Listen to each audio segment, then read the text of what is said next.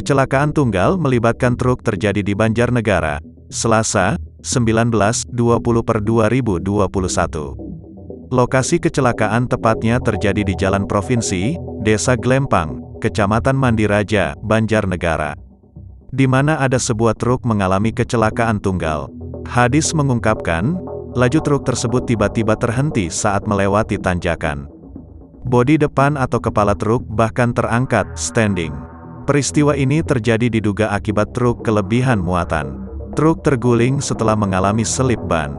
Awalnya truk berjalan dari arah selatan ke utara dengan kecepatan sedang.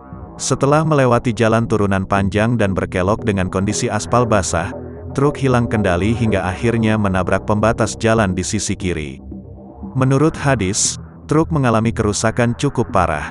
Muatan truk berupa minyak goreng dan bahan pokok lain tumpah dari bak dan berserakan di lokasi kejadian.